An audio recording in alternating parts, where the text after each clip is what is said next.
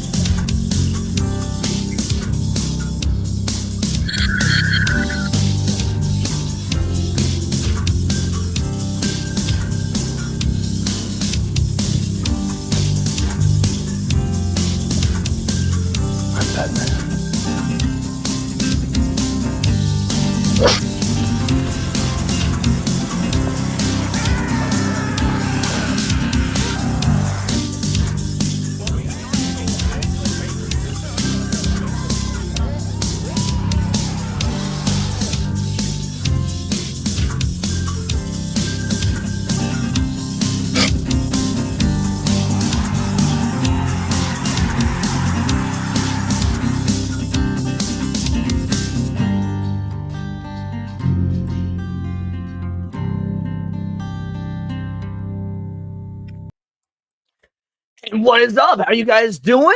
This is not a normal thing. Don't usually do Sunday streams. Usually I take Sunday off, but I just want to do this. Last night I was like, you know what? I'm feeling a stream. I haven't put out videos in several days because look, I'm gonna be real with you guys. I'm gonna be real with you guys up front. As much as I love covering anti-woke stuff, as much as I love talking about the news, every now and again it's good to just take a break, touch grass, things to that effect. So I haven't put out a video since like Thursday or something, maybe even Wednesday. Definitely Thursday, put out 3. And I wanted to just take a little bit of time away from covering all that stuff. There's just been so much good news, things we've been enjoying. Sparking Zero has been awesome. Terrifier 3 was great. And then obviously there was the show Saturday for Sonya where you guys just fucking killed it, did absolutely amazing. But because of that, we didn't do any reactions. And so I thought I kind of want to do some reaction videos. Haven't done any. And there's been some cool stuff that I asked to be dropped in the Discord, something that might get our minds melding a little, might get us thinking. So, yeah, we're just going to have a good time. We're going to do some reaction videos. And before that, let's see who is here because, frankly, a bunch of you guys showed up prior to the show. I didn't realize it was going to be a thing. I thought it was going to be just a small little impromptu. But we got Johnny Boy Winslow, who did put a reaction here. He also says, did you hear that Wallace is now being accused by 4 different male students of sexual assault from when he was a coach? I did not. I have not followed the news in the last, 2 to 3 days. So this is new developments. Could make for something very interesting to talk about on Countercast tomorrow. Jimmy Boy Harrison, who's going to actually have the very first reaction in the house. Yes, I did see your metaphor comment last stream. It was just a wild stream, so I didn't get to respond to it. Look, people were saying, oh, metaphor, re-zero, or whatever it is. Oh, it's woke. Shut the fuck up. The game is by Atlas. Atlas is awesome. They're some of the best in the biz. I'm a massive Persona fan. I had to make the choice by Dragon Ball Sparking Zero or by Metaphor. I went with Sparking Zero. Next opportunity I have, I'm also getting Metaphor. So, yeah, I'm very excited for the game. Again, massive Persona fan. And this basically looks like fantasy medieval Persona. Jimmy Boy Harrison, I already got. Sonya Lissette is in the house. How you doing, girly? Adam Rabeel is here. Lewis Lemonbutt, we talking about my boy Jesus. That's gonna be our first reaction video. Is talking about the historical Jesus, and it's one that Jim has been trying to get me to watch for a while. I love the couple of Metatron videos I've seen. It's been one of those things that I've really gotten into his content lately, but I also haven't gone through and watched it on my own because I think it's insightful and actually does make for good reaction content. So this is a subject I'm actually pretty knowledgeable on. His other stuff has been, just stuff that I have ideas about or maybe don't know about at all. This one was sort of my area of expertise, and I cannot wait to see what he has to say. It's gonna be interesting. We'll put it that way. It's gonna definitely be interesting. Little Miss Anonymous, meowdy, y'all. Not your business censorship tutors here. I'm a Bill, Matt G. Oh, I'm glad you're looking forward to it, brother. Absolutely glad you've been looking forward to this. We got Dax in the house. Fucking Daxy, how you doing? Kenneth Renez Domingo, my man with a plan, says greetings, all y'all beautiful bastards. What's shaking, peeps? And all wit. God bless everyone, guys. What do you say we just go ahead and get into it? Let's just start with the reactions. Let's go ahead and because we only go for 3 hours tops, definitely 2. And yeah, this was requested by Jim Harrison. Hey, let's go. Hey, noble ones. On this video, I'd like to talk about the historical figure of Jesus of Nazareth, as reported by the ancient Romans, or as his. Now, this video is called "Is Jesus Historical?" Now, the answer is yes. Just so all y'all know, however you feel about religion or whatnot, does not matter. The answer is yes. Jesus was a legitimate historical figure. I can't wait to see what he has to say, what evidence he brings up to show as such. Because again, area of expertise of mine. Jeremy Hughes review. How you doing? Appreciate you being here, brother. But yeah, the answer is clearly yes. I'm curious how he's going to go about it though. So let's go. His name was probably pronounced in his language Yeshua.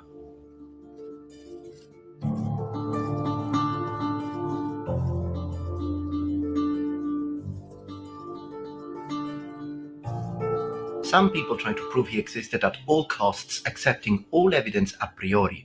Others try to prove he didn't, refuting all evidence without even looking into the actual context. This is a critical historical investigation, so I will try to be as unbiased as possible. Even probably you could call it be as unbiased as possible, because like no matter how you slice it, Jesus is kind of, whether he existed or not, which again he did, but even if he didn't, kind of one of the most important figures of the modern era. Like there's, you can't, individuals that try and deny that he even existed as a historical figure, whether he walked on water or turned water to wine, things like that, doesn't really matter. All the evidence points towards this figure physically existing. So you can't deny the impact he's had throughout the modern Western world. Even though implicit bias, unconscious bias is inevitable to a certain extent. I'll do my best to be as fair as possible in my evaluation of the ancient sources, some of which we will read in the original Latin, and draw a picture of how solid of a historical figure Jesus actually was when examining what the going in this episode too. The video will not be about doctrine or beliefs, as I would never use my platform as a way to push my personal beliefs onto my subscribers. I respect you and your personal beliefs. At the end, having examined all evidence fairly, I will draw my conclusions, but feel free to let me know if you agree or disagree in the comments below. So, what sources are we going to use? On this video, we'll examine mostly non-Christian evidence, with just a couple of exceptions. Publius Cornelius Tacitus, one of the greatest Roman historians and senator of Rome. Gaius Suetonius Tranquillus, Roman historian, early imperial era. Titus Flavius Josephus, Romano-Jewish historian born in Jerusalem, at the time part of Roman Judea. Gaius Plinius Caecilius Secundus, better known as Pliny the Younger, Roman magistrate, lawyer, and author. Emperor Trajanus, Emperor Hadrianus. For non-Roman authors, we're going to read from... So, all right, so before we go any further, do you realize how many people he just said he's pulling sources from? So one of the criteria for sussing out historical accuracy or historical relevance is how many texts were written about them, but not just how many were written in both positive and negative lights. Like one of the criteria is embarrassment. You know, if you got a historical figure and all the tales about them are positive, there's nothing negative about them, there's nothing that they would feel ashamed of the world knowing, that actually gives credence to them being fake or being heavily over embellished, for example. So what up, Venkman fans? I appreciate you being here. So yeah, the fact there's all these sources immediately lends a lot of credence. Again, there's positive and negative sources about the existence of Jesus, lends so much credence to the existence. Lucian of Samosata, a Syrian satirist and rhetorician, and Mara Bar Serapion, Stoic philosopher from the Roman province of Syria. Now we're going to jump right into the historical mentions, and at the end of each mention I will give you a sort of validation. So I'll tell you how much validity that mention has. But in order to fully understand and appreciate these mentions, there are two things that I need to talk about, and I'll do that in the second part of the video, so make sure to watch until the end because they're very important. First, the actual historically most plausible date of birth of Jesus of Nazareth, which is now most historians agree that it's not going to be 1 AD. It's a different date, and I'll tell you about it. I'll justify it historically. And secondly, the most probable date of his actual crucifixion. And these are important for the following reason. Usually people who try to disprove the existence of historical Jesus use these 2 points of argument. The source materials that we are going to examine are not contemporary to his life. If such an important man was to be around, Roman authorities would have definitely said much more about him. Both statements are actually very interesting, but ultimately hold no water. That is another thing that historians use as criteria for whether some a historical figure and or event happened, is how long during or after the event did it take to chronicle the exploits. Again, whether it be a person, an event, whatever it may be. So let's say Muhammad, for example. Most of the writings about the Prophet Muhammad did not come about until about 800 years, give or take, after what his supposed death would have been.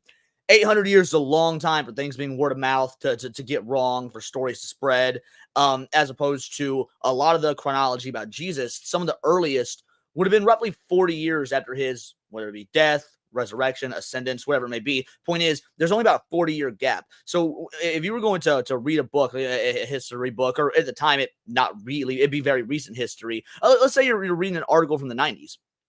About Princess Diana, for example, you're a lot more likely to believe that because, hey, this article is from 30 years ago, as opposed to reading something, an excerpt from a textbook about a queen that lived 900 years ago. There's that disconnect there. If nothing was ever written about this woman, and then we started all just, here's some new information, we're writing it down for the first time 900 years later, people are immediately going to question, why, where are we getting this information from? Why did it come out now? There's been no chronology of this individual for 900 years, and now we're writing stuff about her. I don't know. That's a little sus. That's a thing that historians do use when they're trying to, again, identify what, some historically accurate things. So justify this because of two reasons. First is the actual contextualization of when Jesus existed, which is very important. But secondly, it's also the real historically accurate perspective of is a hilariously good example. Like, I don't know if you're trying to make a joke, but Yasuke is actually a really good example. Now, there is a very small amount of text that was written about Yasuke at the time of when he would have been traversing through Japan and whatnot. But the text is so small. We cannot historically even begin to acknowledge his significance one way or the other. In fact, we can acknowledge that's why we can infer he was insignificant, is because there is so little there. So yeah, brilliant fucking example, Jimmy. Roman central power. So again, make sure to watch until the end. First, we're going to use the surviving portions of Tacitus' two major works, the Annales and the Historiae, where he speaks about the reigns of several emperors, such as Tiberius, Claudius, Nero, basically after the death of the first emperor Augustus in 14 AD, all the way up to 70 AD, which is roughly speaking the date of the first Jewish-Roman war, which dates from 66 to 73. It's in his final work, Annals of Imperial Rome, Book 15, Chapter 44, that Tacitus talks about Christ. He talks about his execution by Pontius Pilatus, who was the fifth governor of Judea under Emperor Tiberius, and the presence and existence of early Christians in Rome. In this book specifically, he is chronicling the burning of Rome, which happened in 64 AD. Sed non ope humana, non largitionibus principis, aut deum placamentis, decedebat infamia, quin iussum incendium crederetur. But all human efforts, all the lavish gifts of the emperor, and the propitiation of the gods did not banish the sinister belief that the conflagration was the result of an order. Ergo, abolendo rumori, Nero subdibit reos et quaesitissimis poenis adfecit, quos per flagitia in visos vulgus Christianos appellabat. Consequently, to get rid of the report, Nero fastened the guilt and inflicted the most exquisite tortures on a class hated for their abominations, called Christians by the populace. Auctor non. So that's in these texts. This individual is chronicling like actual historical events. Notice how there's nothing biblical about this. There's nothing theological about this. This is effectively a history textbook, an ancient history textbook. So again, credence to the reality of it. Nominis eius Christus, Tibero imperiante per procuratorem Pontium Pilatum, supplicio adfectus erat, repressaque in praesens, exitiabilis, superstitio rursum erumpebat, non modo per Iudaem, originem eius mali, sed per urben etiam, quo cuncta undique atrocia aut pudenta confluunt. Christus, from whom the name had its origin, suffered the extreme penalty during the reign of Tiberius at the hand of one of our procurators, and a most mischievous superstition, thus checked for the moment, again broke out not only in Judea, the first source of the evil, but even in Rome.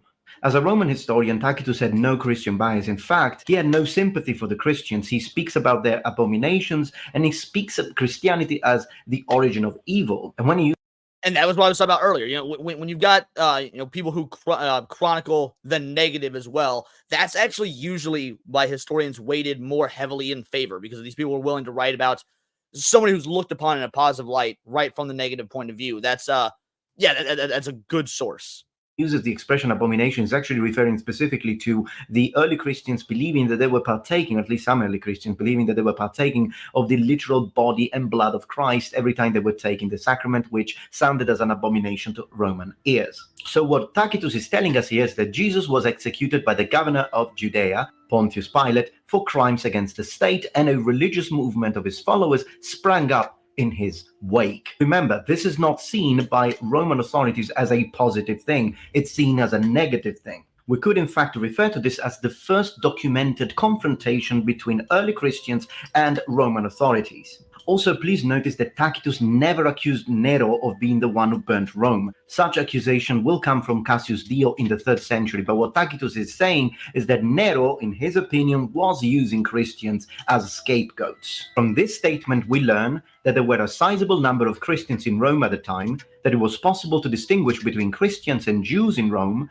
and that at the time pagans made a connection between Christianity in Rome and its origins in Roma Judea. Okay, so let's discuss the validity. Most scholars consider Tacitus' explanation and mentions of Jesus and his execution to be of high historical value, and it is generally considered to be an authentic, independent Roman source. To add to that, you have to remember that when Tacitus wrote history, if he considered the information that he was presenting to be not entirely reliable, such as hearsay or something that he hadn't witnessed himself, he would normally add indications for the readers. No such indication has been added to this specific mention. As a negative point, however, I do need to mention the fact that no original manuscript from Tacitus is preserved to this day, and the majority of what we have are copies, or we should say later copies, some of which were made by Christian monks. Now, where the contents of this message changed or altered in any way by the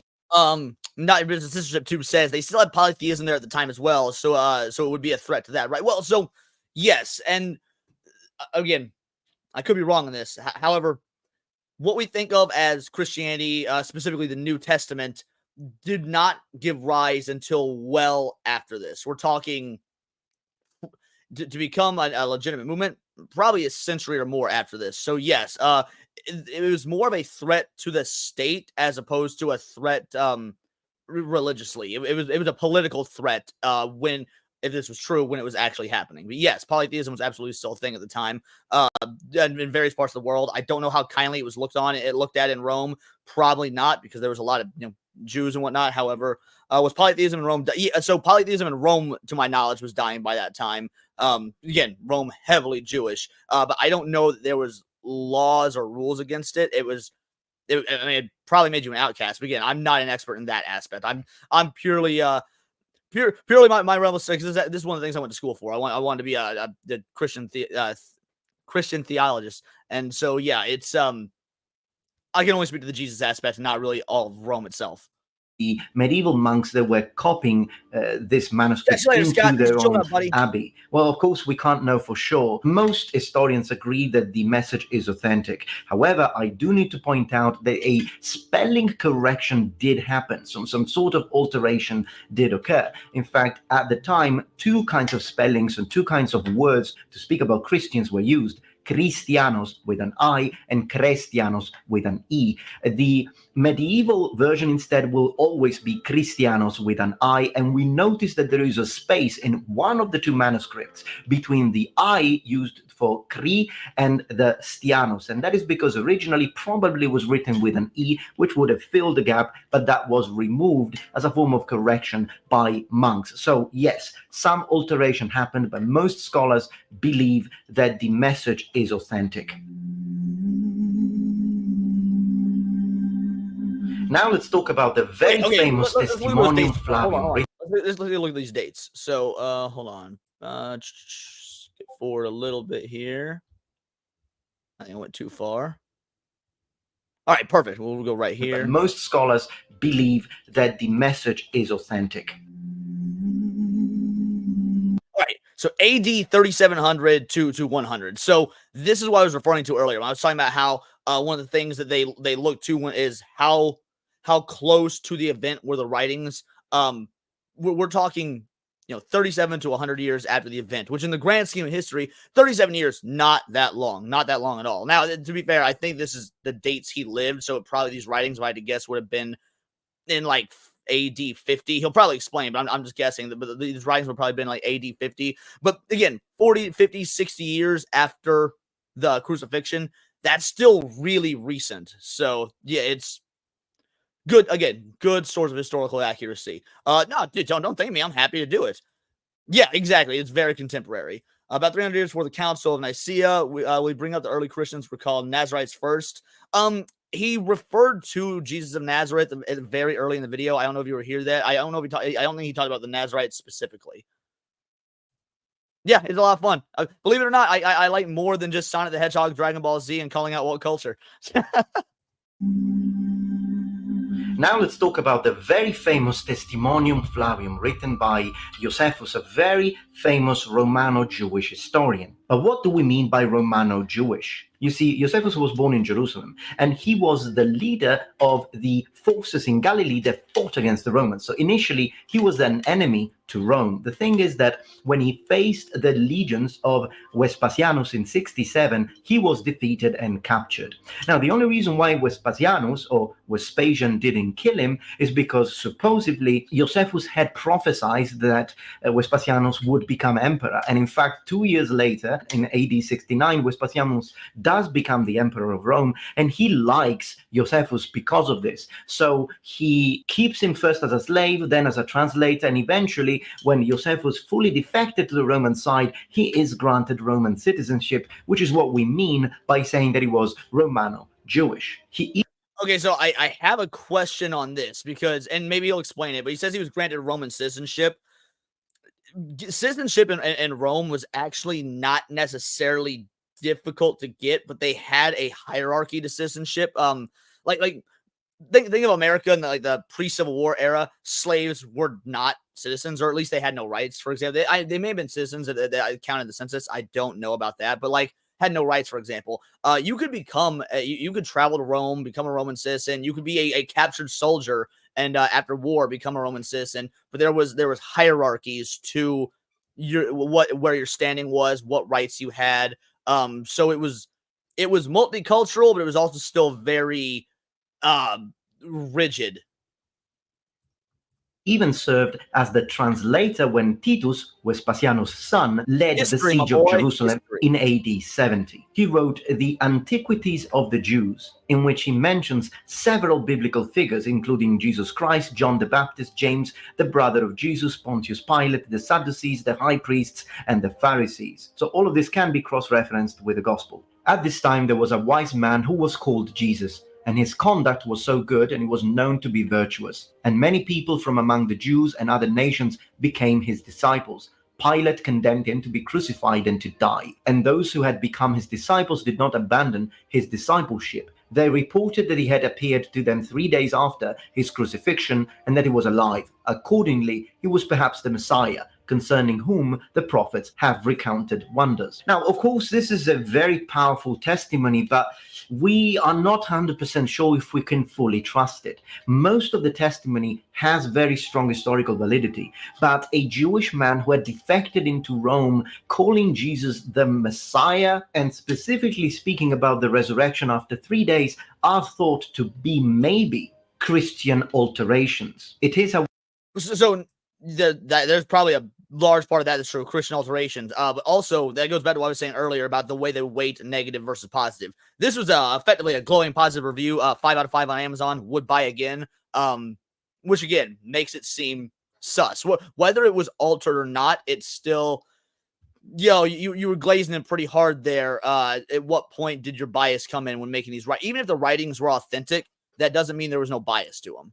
However, widely accepted that this testimony originally consisted of an authentic nucleus with a reference to the execution of Jesus by Pilate, which was then the subject to interpolation. Now, this is a very big discussion, and I can't really jump into it in details because just from 1937 to the 1980s, 87 articles have been written about the validity of this. And there are people taking their stance in all sorts of positions, people that say it's completely useless, people that say it's 100% correct, and people that take a sort of middle ground. I take the middle ground. I believe that the nucleus, the core, speaking about Jesus and his execution, are correct, but it is possible that both the resurrection and the mention of the word Messiah were added. It is also interesting to see that there is another writer, a Christian writer, the very first one to speak about this testimony specifically, and it's Origen. And hear what he says. Origen said of Josephus. No. So I'm going to venture a guess here that because this was the first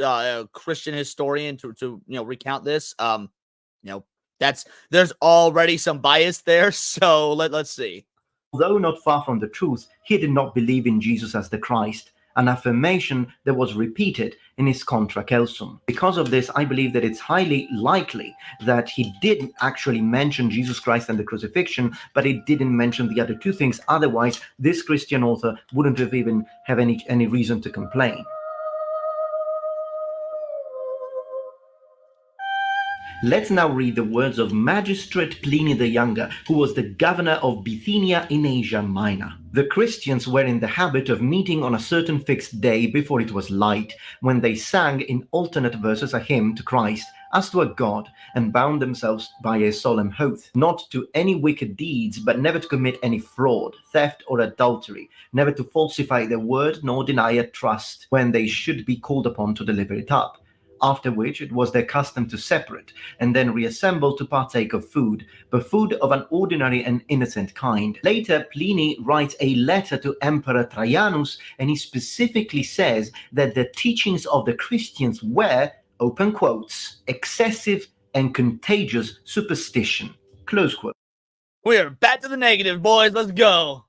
He also says that Christians attracted people of all social classes, of all genders, and of all ages. And that is why it was a political threat, because it was a unifier. I mean, that is legitimately a big point of contention, or that's a point of contention nowadays. I mean, think about modern politics. If you've got somebody in a modern political movement, whether it be the far left woke individuals or whether it be the modern day right, if you can gather individuals of different, I mean, look at Saturday Night Hypnosis. We all have very different, political beliefs in terms of, but we're also relatively, we're held together by what we all do agree on morally, ethically. And so you got, Hypnose, who's Hispanic. You got fucking Atreus Black, me who's white. Like we're all there's women on the show now and again. We used to have more, but women don't follow this sort of stuff a lot. But the point is, different ages. Ryan's young. Fucking Coach is notably older. So yeah, unifying movements that can gather people. Very dangerous to political opposition. Let's read the reply from Emperor Trajanus. The method you have pursued, my dear Pliny, in sifting the cases of those denounced to you as Christians is extremely proper. It is not possible to lay down any general rule which can be applied as the fixed standard in all cases of this nature. No search should be made for these people. When they are denounced and found guilty, they must be punished, with the restriction, however, that when the party denies himself to be a Christian and shall give proof that he is not, that is, by adoring our gods, he shall be pardoned on the ground of repentance, even though he may have formerly incurred suspicion. Informations without the accusers. Dude, ancient McCarthyism against the Christians. That is wild. Also, Literally Linux Lane for 3 months. Thanks for the gift of memberships, guys. I know I didn't pay for all these months, dude. That's what's so great about the Vital Idols. That's what's so great about our community, man. Everyone be giving, everyone be helping. So I'm happy to have you here. Whether you paid for it or not, or whether you're a member or not, even. Just happy to have you here. Thank you so much, brother.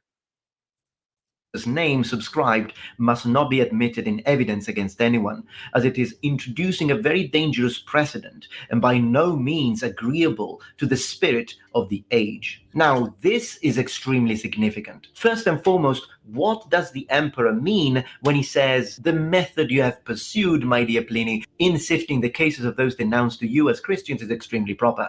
Well, you have to understand one thing about both Pliny the Younger and Tacitus. Both of them had the duty of supervising trials of Christians, which is precisely why they documented it. So in this letter, Emperor Trajanus is saying, yes, very good, you're doing well. They need to be stopped. But even more interesting is what he says about his gods. And this really gives us the first perspective as the first part of those two introductory lines that I mentioned at the beginning, the perspective of the Romans. Now, this is the religious perspective of the Romans. When people tell you, why didn't the Romans do something if there was a man preaching in Judea, such as Jesus, why don't we have much more information about it? Well, the answer is, as you can read from the letter, the words of the emperor himself, from the point of view of the Romans, religious freedom was something that it was always granted.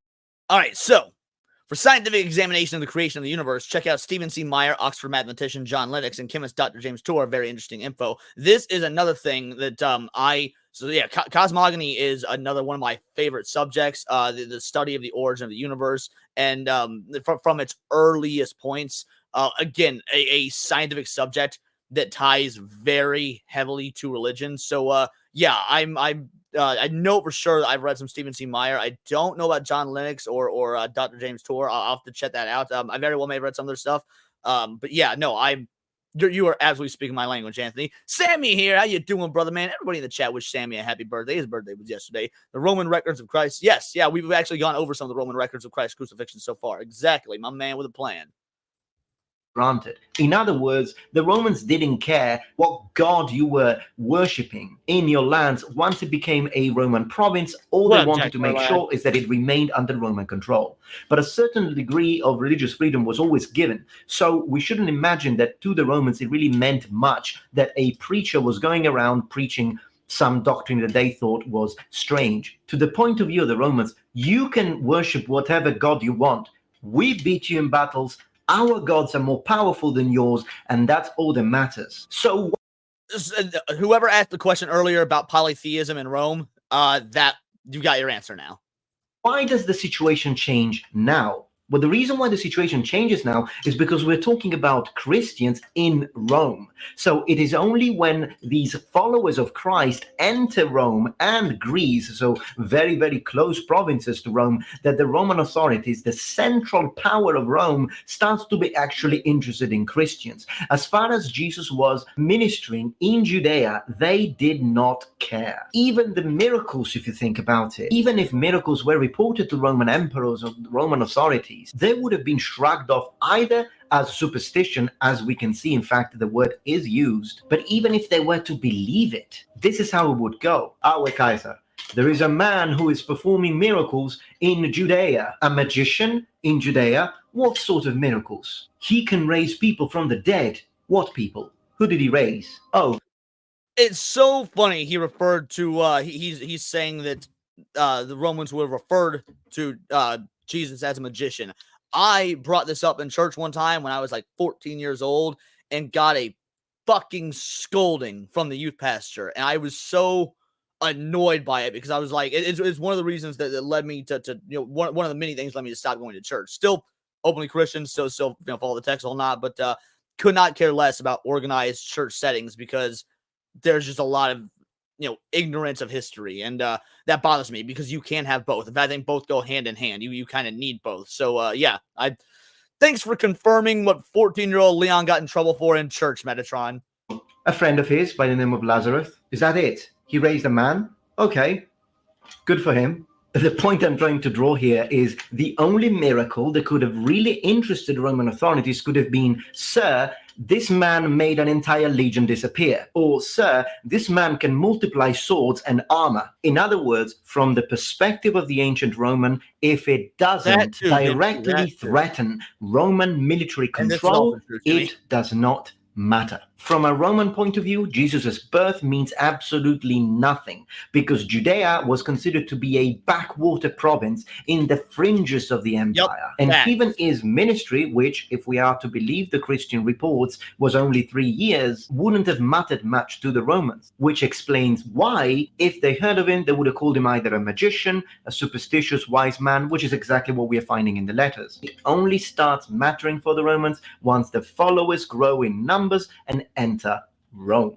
As far as the validity of Pliny the Younger's testimony, it's complete general consensus that it's authentic. Also because we have the letter of response of Emperor Trajan, which again speaks about the same things. So the two things can be double-checked and cross-referenced. It's authentic. I'm loving this video so far. This is great. Now let's talk about the words of Gaius Suetonius Tranquillus, who was the chief secretary of Emperor Hadrianus of Emperor Trajan, which again speaks about the same. Okay, 69. Okay, so this would be roughly in the same time period, because I believe the last one was like 61 to 111 or something. So now let's talk about the words of Gaius Suetonius Tranquillus, who was the chief secretary of Emperor Hadrianus. He says, because the Jews of Rome caused continuous disturbances at the instigation of Chrestus, Claudius expelled them from the city. After the Great Fire of Rome during Nero's reign, punishments were also inflicted on the Christians, a sect professing a new and mischievous religious belief. Again, notice both the negative approach and negative point of view of these mentions towards the Christians, but most importantly, of historical significance, the mention of the instigator, meaning Christus, which is again a different spelling of Christus, both being a period for the time. Now, the validity of these testimonies at the moment is not questioned in the academia, and that is no, I mean, again, nor should it be. We have absolute historical context of again the idea of Christianity usurping Roman control. So he's a life changer, miracle arranger, born to the Virgin, mom in a manger, water to wine. He's a drink exchanger, and he died for your sins. What film comics explain, what Neon explaining here is the brilliant masterpiece song, "Jesus Christ is My Nigga," which is a work of art, and you should all look it up. I see.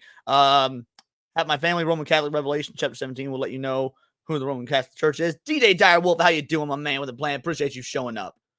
Let's keep going. It's because you have to remember that the Romans were particularly meticulous when it came to both records, and these are all period. So now we're getting a little bit further. So this is, AD 115 to 200. So this is still relatively contemporary in terms of post crucifixion, but we're getting further and further from the crucifixion, which is going to start making it's going to start meaning that the text will be analyzed differently. But again, this is still close enough. I mean, we're talking 60 to somewhere between 60 to about 120 years difference. So it's still no 800 years difference like Allah, but we're starting to get further and further.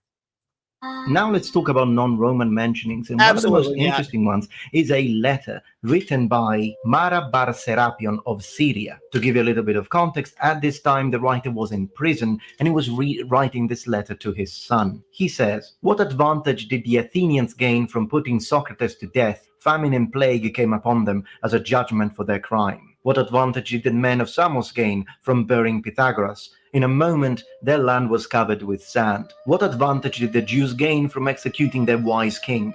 It was just after that their kingdom was abolished. God justly avenged these 3 wise men. The Athenians died of hunger. The Samians were overwhelmed by the sea. The Jews, ruined and driven from their land, live in complete dispersion. But Socrates did not die for good. He lived on in the teachings of Plato. Pythagoras did not die for good. He lived on in the statue of Hera. Nor did the wise king die for good. He lived on in the teaching which he had given." Now, even though on this letter there is no mention of the word Christos or the name Christos, or should we say title, Messiah, it is still interesting because he does call him the King of the Jews, which we know was not only an expression that was not used by the Christians, but it was an expression that is linked to what was written on top of the cross of Jesus with the letters in Ri, which translate Jesus Nazarenus Rex Judae, Jesus of Nazareth, King of the Jews. Okay, we're still on the same But again, timeline. beyond Rome, we have got the satirist Lucian of Samosata. In his writing, he's actually mocking the Christians. And here is what he says. The Christians, worship a man to this day, the distinguished personage who introduced the novel rites and was crucified on that account. You see, these misguided creatures start with a general conviction that they are Now, notice how he said, to this day, they worship a man. So, obviously, we're talking years after the crucifixion, supposedly happened, and then the Christians still worship him, but they call him a man. They don't call him, a figment. They don't call him a figure. Like, just by saying to this day the Christians worship a man, that's acknowledgement that he did exist. And also, die for my sins harder, Daddy. Jew woo. Oh, that was really good. Immortal for all time, which explains the contempt of death and voluntary self-devotion, which are so common among them. And then it was impressed on them by their original lawgiver that they are all brothers, from the moment that they are converted and deny the gods of Greece and worship the crucified sage and live after his laws. All this they take quite on faith, with the result that they despise all worldly goods alike, regarding them merely as common property. Now again, this is one of those non-Roman mentions that do not use the term Christ specifically, but they do mention the crucifixion. They call him a sage and a lawgiver. And also, further on in his writing, Lucian mentions that the Christians were using sacred writings. But we still have more. In the Jewish Talmud, we have a mention of the crucifixion of Christ, which is again a non-Christian mention. It reads, on the eve of the Passover, Yeshu was hanged. For 40 days before the execution took place, a herald went forth and cried, he's going forth to be stoned because he has practiced sorcery and enticed Israel to apostasy. Anyone who can say anything in his favor, let him come forward and plead on his behalf. But since nothing was brought forward in his favor, he was hanged on the eve of the Passover. This was written between 70 and 200 AD. We already know that the majority of historians, scholars... Homie, get that drip change. Hold on. Let's appreciate it. Like, look at the nice flowing orange. This would have been the traditional garb back then, and now it's just what black people wear in prison. So, yeah, let's go. And Biblists all understand and agree that 1 AD, the traditionally accepted date of birth of Jesus, is incorrect, and it's because of a calculation error made during the creation of the Gregorian calendar. That is also strengthened by the testimonies that we have on the Gospels themselves. Both Luke and Matthew associate Jesus' birth with the time of Herod the Great. Now notice, the time of Herod the Great, not his son, Herod the Great, who was the king of the Jews. Now, Herod the Great historically, and that's a historically proven date, dies in 4 BC. So already we can see that the date of birth of Christ cannot be AD 1, but it has to be sometime before 4 BC. I know it sounds strange to say that Christ's birth was sometime before Christ, but now another important event that can... And this is so... A lot of people were very upset at the change from BC to BCE and before Christ, before Common Era. And they were upset at it from religious grounds, like, oh, they're trying to remove Christ from they're trying to remove Christ from all of our metrics. And I mean, there probably is an aspect of that, absolutely, but it doesn't bother me simply for this reason he's about to go into. We had the dates wrong.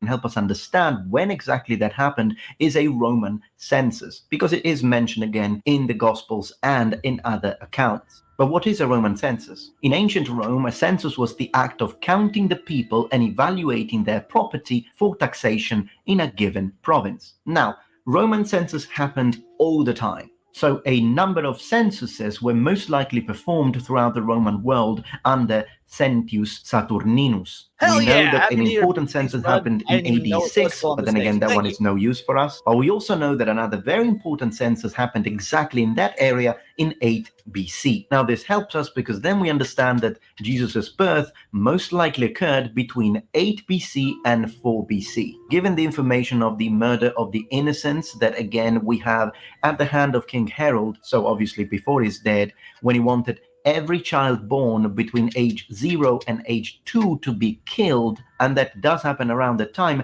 I believe that the most historically probable date would be 6 BC. Now that's significant because if Jesus was born in 6 BC, then what Well, if I'm understanding this correctly, it means he would have been somewhere between 4 and 6 years old at the time when all the babies were being murdered, so he would have, fucking lived. Age was he actually crucified? Another event in Jesus' life that can help us pinpoint the date of the crucifixion is something that happened before, and it's very, very important. That is the baptism of Jesus. And at the same time of the baptism, something else happens. That is the famous event, gospel event, whereby Jesus literally rebukes the merchants at the temple because they were selling animals and he didn't like that. It's a very famous gospel event. That event happened very closely to his baptism. The accounts tell us that incident at the temple happened after 46 years from the building of said temple. Let's now cross this gospel reference and Jewish reference with, again, Josephus Flavius, the Roman historian. He tells us that, again, this specific temple was built in 20 BC, which means 20 BC plus 46 years, we are in 26 AD, which would be the year of the actual baptism of Christ. Now, connecting this with the previously explained information of Christ's actual date of birth being 6 BC, that would mean that his baptism occurred at age 32. This already creates a completely different story because it also tells us that most likely he didn't actually die at age 33, but he died older. Yeah, I could be wrong, but I think the estimated age is like somewhere between 38 and 42 at this point. Than that, and it is very possible that his death or crucifixion, even though I can't really give you a specific date, would have happened sometime before 37 AD, which is the death of Emperor Tiberius. This is interesting because it pushes everything a bit forward. It tells us that he was alive longer than we thought. It tells us that he was born before that we thought. And it also means that if you look at these two dates now, the historian Josephus Flavius that we are reading today was born specifically in AD 37, which means he would have been born sort of immediately after Jesus' crucifixion. So he would have been basically contemporary. And Publius Cornelius Tacitus himself, who was born in 55, it would have been. I will have to look into this. I've never heard this. That absolutely doesn't mean it's not true. I just have to look into it. But Grey Weaver says, check the star of Bethlehem. It's a real event, a conjunction of the planets that occurred in 6 to 7 BC. That would be, if that's true, that's almost, I mean, that's prophetic. That's awesome. Could be his early 40s, 40 to 41, but that's a guess. I believe, again, I could be wrong, but I believe the estimations are 38 to 42. So yeah, 40, 41, 42, somewhere in that area. Being very close to the very end of Jesus's life and then the beginning of the ministry of his followers. All of this is interesting because it means that the majority, not all of them, but the majority of the accounts that we have read today would have happened within approximately 40, 50 years from Jesus's death, which is extremely close, and we could say basically contemporary from a historical standpoint. I mean, when we taltalk about a lot of the information that we say about Alexander, I do not believe that is the case. I think by this point, we'd pretty much taken on the Gregorian calendar, and time was measured the same then as it was now. Again, I could be wrong. I could be off, but yes, by this point in history, time is pretty much being measured the exact same way as it is now. 12 months. They added July and August to the calendar, but they didn't. I don't know if they had leap years, so I mean everything would be off by quarters of a day for several years, but beyond that, I think that time is being measured properly.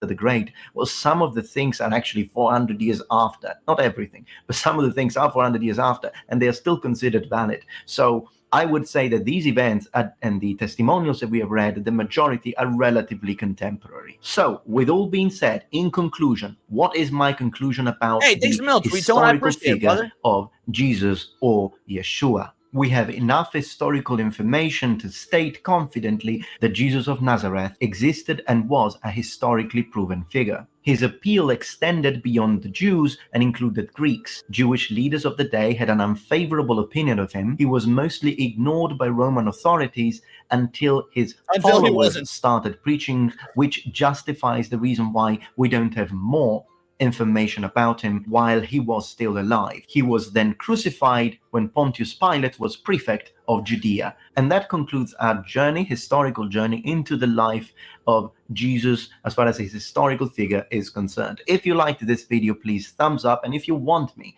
to continue this and make it into a series, we could discuss, for example, what he would have probably looked like and sort of examine early art and modern art and see what gets closer to a more historically probable appearance and look, and many other interesting topics. So let me know what you think in the comments below. All right, we'll cut it there. That was a great video. Glad that you shared that, Jimmy boy. That was a lot of fun. Again, there wasn't anything in that. There was very little that was, again, new to me, but that's just because this is one of my favorite areas of study. One of the things that I had I continued to pursue school and whatnot would have actually been somewhere in the realms of a career choice for me. But that was awesome.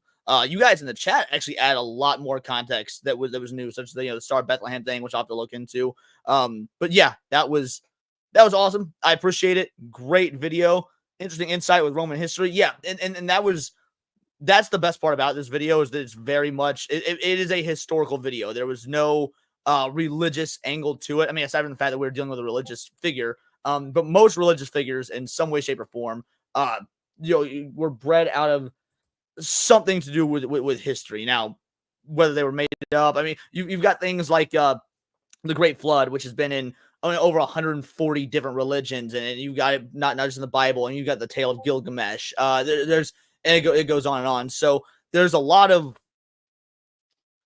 angles to look at this from, but all in all, just sticking purely with the historical and just using the biblical aspect as a backdrop. Great video. Most historians have said there's a 3-year margin of uncertainty around when Christ was born. I hadn't heard that he may have lived longer. So if there's a 3-year margin of error from when he was born, that would, I don't know if it means, I mean, he obviously would have left longer because that shifts the dates. But yeah, I don't know. I was going to say it's a relatively common belief. I don't actually know if it's common or it's one of those things that you learn when this is something you just find interesting to study. Metatron continues to be a breath of fresh air, hardcore. Although I feel like he would kind of smell like patchouli. Not that I have a problem with that, but I don't know if that's fresh air. Religion and religion is a component of culture, sociology 101. Absolutely. That will mean about 3 years longer. Yeah. So 3 years earlier, an additional 3 years after as well. Not all. I need to do my own research as to confirm or not. Yeah, to be fair, do all your own research. Don't just take what me or some randos on the internet have to say for it. So we're going to switch gears. Actually, not really switch gears. I think it was Dempsey that posted this one, and this is a much shorter one. This is a 3-minute video, but this is about something that a subject that I fucking love. Now, they call it something different. This video is called Thought Experiment, Brain in a Vat. This is called the Boltzmann Brain Theory. I absolutely adore the Boltzmann Brain Theory. It's one of the coolest thought experiments out there. It's something that can be mathematically measured. And I don't want to say too much about it because I want to see what the video has to say. But there's a certain point I want to bring up about the Boltzmann Brain Theory if they don't cover it. But beyond that, yo, Tech Rat, how you doing, brother? Appreciate you showing up. Okay, the Gregorian calendar does have a leap year. Thank you. I was not sure if it did or not. I appreciate that. So yeah, let's watch this again. Much shorter, but the moment it said brain in a vat in the Discord, I jumped to read the description. I was like, are they talking about the Boltzmann Brain Theory? They are, and this is gonna be good. If you guys aren't familiar with this is really cool. So far, this is very easy to imagine. In fact, I don't even need a neuroscientist to creep in my room and drug me. I'll drug myself at night. And drags you off to his lab. So far, the way this video is posing it a little bit differently than how I usually pose it when I talk about the people. You could also go with the idea that time, space, none of it exists. There is just a void, and in that void is a singular floating brain. Think the big brain for Futurama. And that brain is you. And the entire reality that you're experiencing is a projection within that brain floating in a void. And you would have no idea. It's almost similar to simulation theory, but you are creating the simulation yourself as just a single brain in a void. Really, really cool. Glad you're here for me. I truly appreciate that, since a lot of folks are here for Hondo. But he is not overrated. He's my best friend. My man's. I couldn't do it without him. Thou shalt worship the tentacle. Absolutely. Great reference, Adam. So you can extrapolate beyond that. It is the famous quote, I think, therefore I am. So not only can you not deny that you are thinking, but because you are self-aware enough to know you're thinking, then you are self-aware enough to know that you exist, that consciousness is 100% real. But you can only prove that about yourself, which is what makes the Boltzmann brain theory so awesome. You can never actually prove the consciousness of anything outside your own gray matter. So yeah, I think therefore I am actually goes a lot deeper than a lot of folks give it credit for. So I have to exist. There is no thought without a thinker. Cogito ergo sum. I think, therefore What up, I Coach? How you am. doing, brother? But how do I know that I'm not just thinking, but that the world around me actually is the way that I experience it? And that's the big question that I think therefore I am doesn't answer. In fact, it leaves it, intentionally. I don't know about intentional, but it's vague like that. It's an epistemological quandary, and one that we technically don't have an answer to. Okay, so it didn't cover it. So the Boltzmann brain theory, there is math that goes into it. It's not just a thought experiment. There's ways to quantify it. I don't have it memorized. It's very, very insane, but you can look it up. You can find the theorem. It's really cool. The Boltzmann brain theory, you can tie it to religion. So there's obviously, we talk about things like the Big Bang. Prior to the Big Bang, there was no such thing as time, space, nothing. There's just a void. And in the Boltzmann brain theory, this brain would exist in the void, and all of reality, the universe, time, space would be a projection of the consciousness, right? So when you do the math, as insane as this sounds, as insane as it sounds that you are just a brain in a void and everything is a projection of your own creation, that is mathematically more likely than God not existing. Like that's, which is insane. When you look at the fine tuning of the universe, the idea that everything you're experiencing is a fake projection, that is more likely than there not being a God. It is an awesome piece of math. Super cool. Yeah, great video, Dempsey. That's one of my favorite fucking subjects. Hey, love, how you doing? I appreciate you. Have you seen Are You Man Enough to Vote for Kamala Adelion? Yeah, I saw it. I saw it posted in the reaction channel. We may get to it. We may not. I'm not 100% sure. I don't know if holographic is the right word, but because holographic means that with your physical being would also quote unquote be holographic. That's why I prefer to use the term simulated as opposed to holographic. But yeah, the concept is the same. But anyway, as far as the man up to vote for Kamala, we might react to it. We might not. I don't know. I've seen it already, so it wouldn't really be a genuine reaction. I would just be bitching about it for the 10-minute duration or however long it is. I think a god or even multiple gods could exist, but they could be entities that we could. So that's both correct and incorrect. Again, I'm gonna leave the religious aspect out of this and just talk about the philosophy of it. Yes, multiple gods could exist, and you wrote it in lowercase, as you should. However, when you say I think God or even multiple gods should exist, and again, this doesn't mean Judeo-Christian God, doesn't mean Islam, Buddhism, whatever. Just take the idea of what you would think of as God. So the philosophical definition of God is greatest conceivable being, something so great it cannot be topped. And if you can't think of something that can top it, bingo, bango, bongo, that thing is now God. So when you say that multiple gods could exist, the lowercase is correct there because they would not be greater than philosophical capital G God. There can literally be only one. And it would have to be so powerful that it can exist outside time space, which is why it can pre-exist the universe. But yes, you're sort of on point there. There's just some technical stuff that isn't correct, or it just might just not be thought about. But we are going to switch gears here for a moment. Actually, no, we're going to stay on this sort of topic for one more video. This is another short one. And then we're going to go into some video game reaction stuff because Johnny Boy Winslow put something in the chat. Already heard Tim Walls. Come on, got a streamer to do a stream of WoW in Arizona. Yeah, I watched footage of that as well. Jesus Christ, that was so stupid. It was just a dude playing WoW while Tim Walls was talking. It was so fucking dumb. It's not going to win over anyone. Like, that's for maybe if you hadn't played like Fortnite or something, but playing WoW is not going to make somebody, having somebody play WoW at your event is not going to make anybody vote for you. Zax, my man with a plan. How you doing, brother? I appreciate you for showing up. Yeah, we got another one here. This one I think also came from Dempsey. I paired the two together because they're both short and have a similar vibe to them. Is our universe a hologram? Let's find out.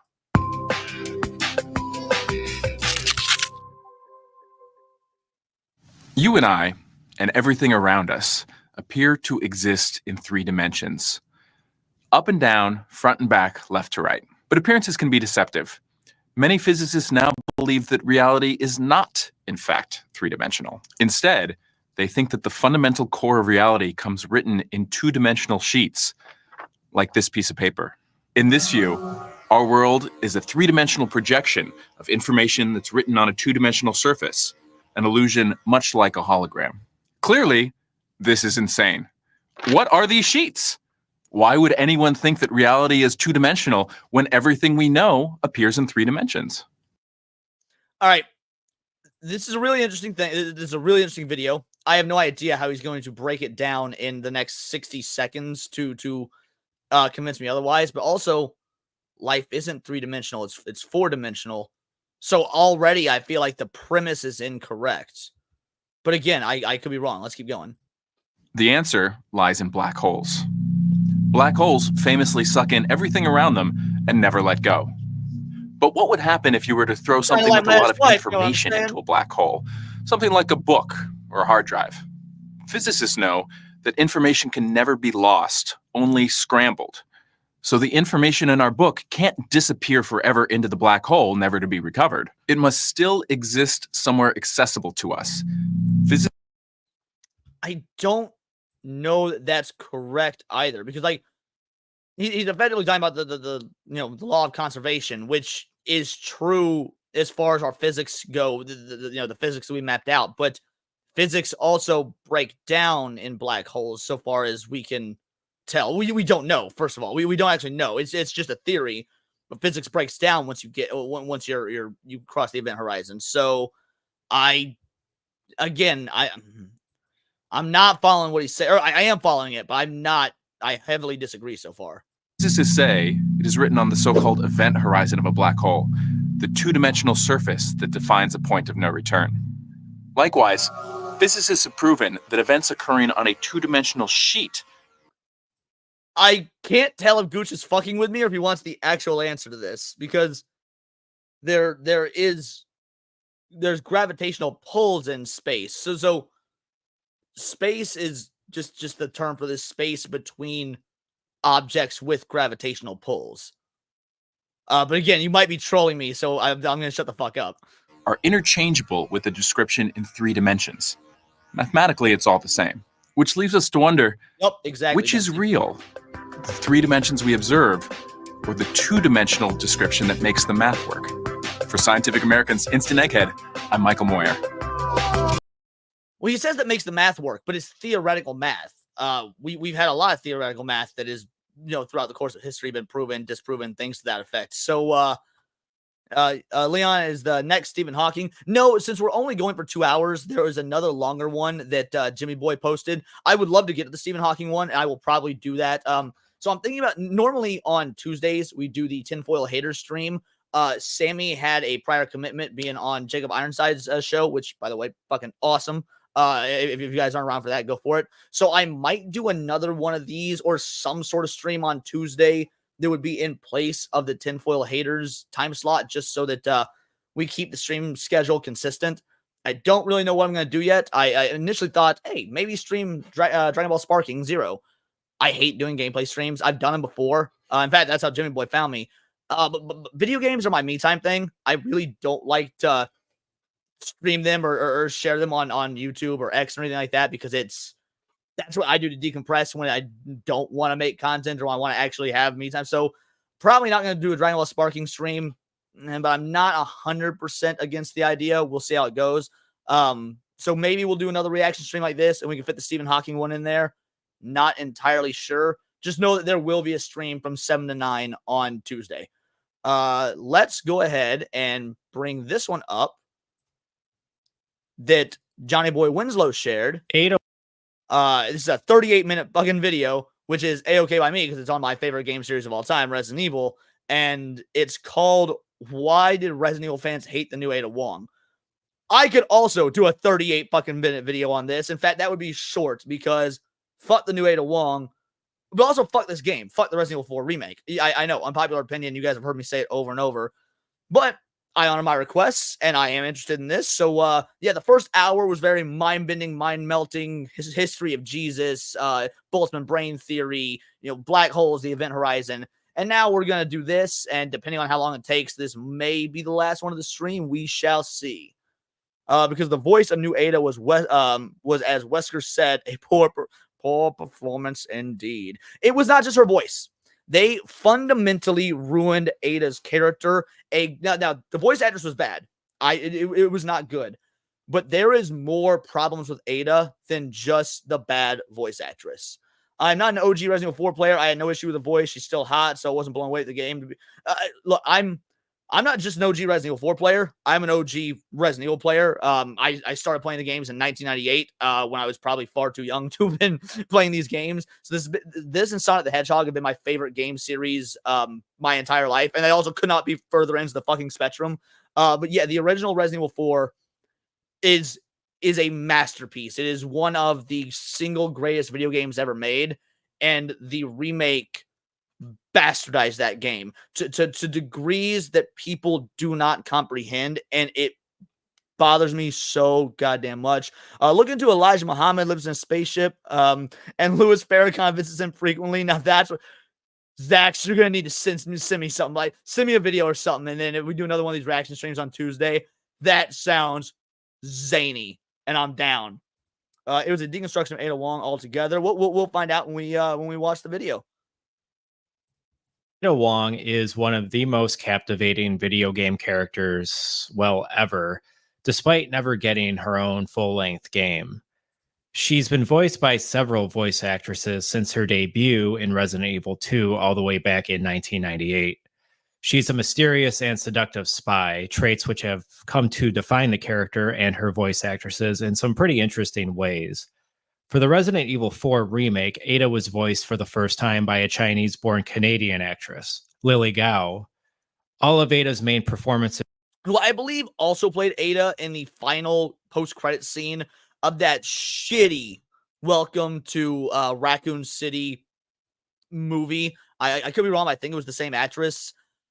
She doesn't have enough screen time in the movie to tell whether she would have been good at playing the character in live action, but it doesn't matter. The movie was awful. Zany, are you an Animaniac or something? No, I was listening to Tech Nine earlier, and he said, I think it was in my head because he said in one of his songs. And Classic didn't have any of that because it was a hollow representation of what we once had. I probably missed a chat there, but anyway. Before Lily were performed by white women. The two I want to focus on in particular are Sally Cahill, who voiced Ada in the original Resident Evils 2 and 4. Need a ride, handsome? And Jolene. Man, how fucking seductive and femme fatale. That is part of what makes Ada's character. Ada is the quintessential femme fatale. And frankly, they didn't even get it right in 2, in my opinion, but it was notably better than what we got in 4. The remake. Anderson, who voiced her in the Resident Evil 2 remake in 2019. Name's Ada. She was also voiced by Courtney Anderson in the movie Resident Evil Damnation, as well as Operation Raccoon City, and the infamously polarizing Resident Evil 6. And those were all great representations of Ada. Whether you like 6 or not doesn't matter. Damnation, great representation of Ada. 6, a bit too much of a good guy for my liking, but still a bit of that femme fataleness. Yeah. Since fans aren't particularly warm to those games, I'll be focusing primarily on the performances of Sally Cahill, Gillian Anderson, and Lily Gao. Of all these Adas, there has only been one who has received such toxic criticism from fans to the point that I already reject this dude. Like, toxic criticism. It is not toxic to tell someone they were bad at their fucking job. Like, if people are expecting a product and they purchase this product and it's a bad product and you are part of what made it a bad product, the criticism is valid. Now, maybe there were some fringe morons on X who were like, oh, death threats and whatever. Sure, fucking fine, whatever. The 12 people that sent those messages out of the millions that played the game and probably hundreds of thousands, if not millions, that despise her portrayal of the character isn't fucking toxic. Get over those 12 messages or get on the fucking internet. Hypnotic, how you doing, my man with a plan? I appreciate you showing up. Unpopular opinion, I like Resident Evil 6, even though I acknowledge the flaws. I like it too. It's definitely a very mixed bag of a game, but I like it fine. she's been left with no choice but to deactivate her social media entirely.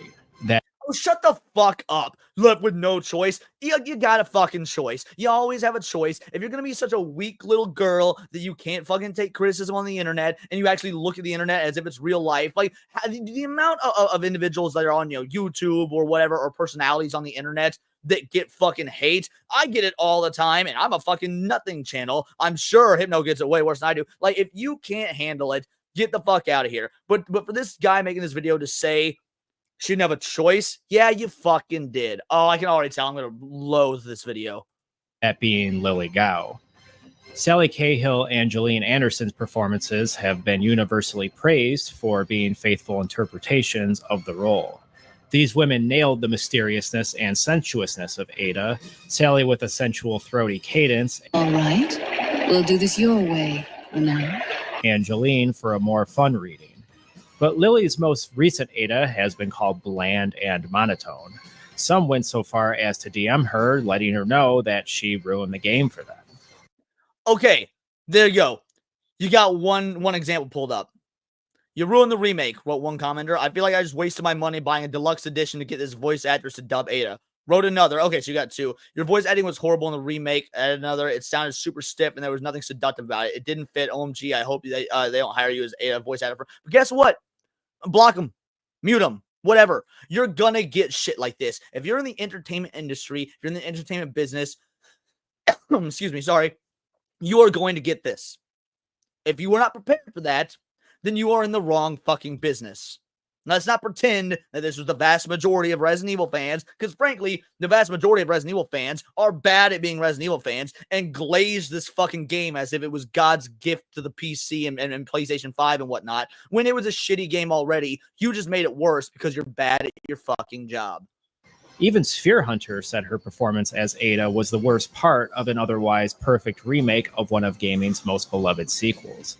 Even though pretty much every character and plotline has been improved, there's one that is undeniably worse than the original game. That, unfortunately, being Ada's role in the story. Her appearances are as limited as her acting and writing capabilities. Her story is basically absent, and it really sucks because, like, Leon and everyone else are just perfect in this game. And when Ada shares a scene with anyone, it's like she, as a character, is so disconnected from reality. She also said, all right, I was gonna keep letting Susie speak, but I'm gonna just cut her off right now.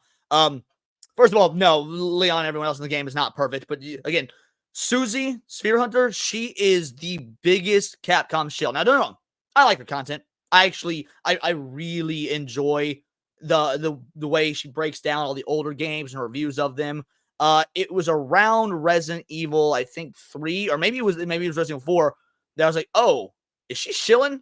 Because there ain't no fucking way she could have this high an opinion of this game. Like based on all of her work on the previous Resident Evil reviews and whatnot, there's no way she could think that this is the best Resident Evil game of all time. But even for somebody that shilled so fucking hard as Sphere Hunter, even she criticized this voice actress. I'm not giving credit for even a dozen hateful comments. These are preferential critiques. They should be emailing the director. I don't like something isn't toxic. Ties to Lady Smith's truth. I didn't know. Yeah, Susie's trans. Yeah, doesn't ever bring it up, and to my knowledge, doesn't shove it in people's faces or throat or whatever. That's why I'm respectful enough to use the preferred pronouns for Susie. They haven't done anything, to my knowledge, fucking retarded. Haven't tried pushing any sort of agendas. I didn't know Susie was trans when I first found out about her channel. Didn't know it for literal years, which means they're not always prancing on about it. So yeah, but by the same token, my biggest issue with Susie is not the trans shit. Couldn't care less about that. It's the fact that she has become a fucking Capcom shill. Sounds really bored. Personally, I love all three takes on Ada. Sally Cahill's Ada in RE 298 was my gateway into becoming a super fan of the series. But I was also 11, and the bar for voice acting was far lower back then. In fact, in the 90s, Resident Evil was notorious for its blatantly awful voice acting. I don't know what happened. Okay, Resident Evil 1 was notorious for it because they didn't have trained voice actors. What they did for Resident Evil 1 was they just grabbed people in Japan who were foreigners, Americans or Canadians, that spoke English. From 2 onwards, they had trained voice actors. Play 1 and then 2, there is a notable jump in quality. So to say the old Resident Evil games were known for this, no. The very first Resident Evil game was known for this, and it was because the first Resident Evil game was a low-budget game they didn't think would sell, and so they went the cheap route in terms of getting voice work. No! Don't go! Barry, where's Barry? Her attire is badass without being overtly sexualized. A red halter top with black leggings. It's an iconic performance. You really get a sense that Ada is strong and resilient, but also putting up a front.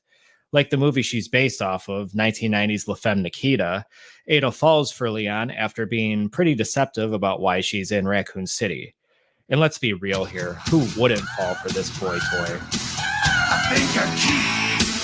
I know I'm sexy. I've got the looks.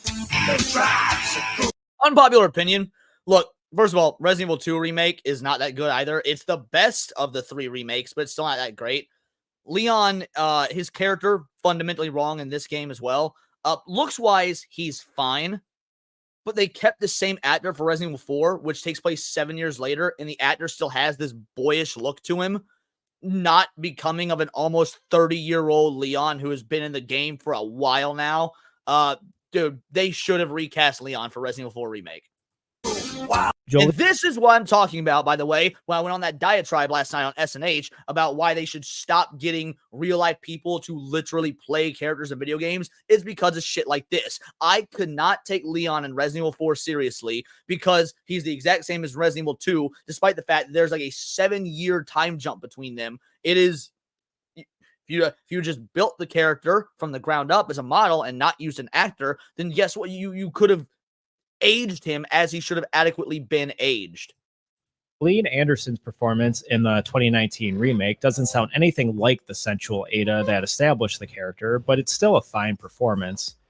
Capcom chose voice actors who could pull off younger sounding voices, since Leon and Ada are 6 years older by the events of Resident Evil 4. It's a nice touch, and again, I don't mind either of their performances here. I disagree with literally everything he just said. Fuck this guy. Ada's mysteriousness is revealed here through her initial visual presentation, which abandons her distinct red look for a brown trench coat and sunglasses, in homage to Bridget Lynn's performance in the 1994 classic Chungking Express. And guess what? Pay that homage all you want. The fact that Ada appears like this changes the canon of Resident Evil because she was there in the dress for a specific reason. She was pretending she was looking for her boyfriend that is a fake boyfriend that is referenced in the first Resident Evil game. At least the remake of the first one, which came out in like 2002. The point is, her trying, I'm a private detective, or I work for the government, or whatever it was she was saying, changes the entire, then what is the point of the information we get in Resident Evil 1 about Ada before she's ever formally introduced? Fuck, I hate that game. In the original RE2, Ada reveals to Leon she's dating an Umbrella researcher and she's there to find him. But Ada doesn't have feelings for him. She's only doing it to gain access to expose Umbrella. In the remake, this storyline is nixed entirely. After escaping the police station, Ada reveals to Leon simply that she's here to stop Umbrella. Leon takes a bullet for Ada from evil corpo scientist Annette Birkin, and we get Ada's grand reveal of a red dress, black nylon stockings, and high heels. Not the most pragmatic attire, but we'll let it slide. The trench coat is abandoned. You goddamn right we'll let it slide. This is Ada. She has everything in heels, and she kills it doing it. Fuck you. For a narrative reason. Jill's tube top wasn't pragmatic either, but goddamn, Resident Evil 3 Jill is best Jill. To keep Leon warm as he rests up from his gun wound, giving us our brief sojourn into Ada's gameplay section. Far more vulnerable in the remake, Ada loses the upper hand to Annette's cat and mouse game by plummeting into the sewers and losing consciousness. In the original, Ada is always in control, at least until the end.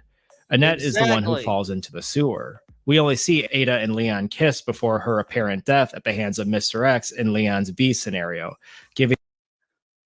Why did this dude spend 5 minutes saying stupid shit only to finally make an actual good point about Ada being in control? Christ. At a sort of Easter egg status. In the remake, Ada and Leon kiss on the way to Umbrella's lab.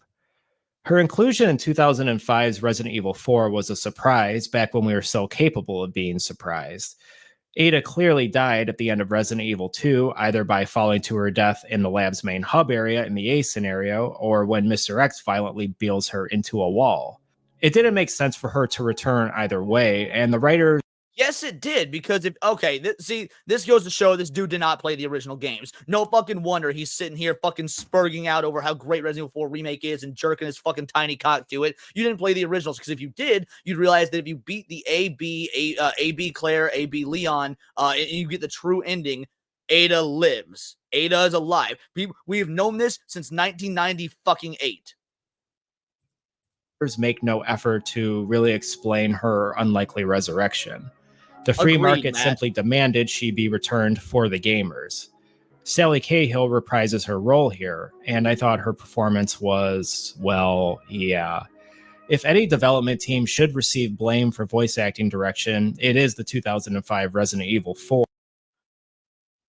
I mean this with the utmost disrespect.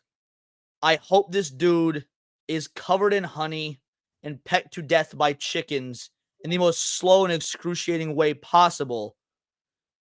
Fuck you. Also, what up, Jacob Ironside? Appreciate you. Yeah, dude. Big tourist energy. This is the type of dude that this is the energy of someone saying the movie is better than the book. The original Resident Evil 4 is a fascinating game for a number of reasons. It's the most popular and acclaimed of the franchise, despite being a decisive shift away from survival horror, but also for it's also the game that saved the franchise, because every single entry after the first and second, I believe, had started losing money. Resident Evil 3 and Resident Evil Code Veronica both suffered from poor sales. They needed to change the formula. This is the Final Fantasy VII of Resident Evil. If it were not for this game, the franchise would have died. It's not divisive. It is considered one of the greatest games of all time. Who is this dipshit? Having a lot of weird moments of misogyny. I see that the president's equipped his daughter with ballistics too. How rude! How rude! Sexism was accepted, I think, for two reasons. One, though the standards of voice acting. This bitch really about to talk about the sexism done for comedic fucking purposes in a game from 2005. I need this motherfucker to get John Benet Ramsey'd. Acting had improved by the mid-2000s. Video games were still in an awkward teenage phase of edgelord supremacy. And two, 9/11 had happened, which kind of halted the West's cultural sensitivity. Sally's performance in RE4 is brief. 9/11 halted our cultural sensitivity? I mean, maybe towards sand bunnies, and that's about fucking it. Jesus Christ. The work that is there is far more campy and flirtatious, but where the portrayal really goes over the top is in her red dragon dress. The RE2 remake's dress is skimpier, but the one in RE4 is far more egregious in its shameless stereotyping of Asian women. Okay, the sensual red dress has been a staple of femme fatale archetypes visually since like the fucking 70s. What are you talking about? I'm going to have a. I'm so glad the first hour of this stream was fun and educational and informational, because after this one, I might off myself. Christ in heaven. Yes, Stacks. Now this dude is on some bullshit. Yeah, 30 more minutes of blue hair takes is what we're about to get. I feel like Johnny Boy put in the Discord, he's all like, oh, it's just a fun, silly video. Motherfucker knew what he was doing. I'm oh my God. And then he isn't even here. Or I keep saying Johnny Boy. I'm sorry. Philip Morgan requested this. Yeah. And Philip Morgan isn't even here now to see the reaction. Motherfucker knew what he was doing. Oh, I linked the best videos, no contest. I don't know. Jimmy Boy Harrison does offer a lot. Yeah. Fucking sourcing from Polygon. Uh-huh. Oh, I'm so angry. And I think this is where we begin to see the more problematic side, not only to representation, but to fans' ignorance.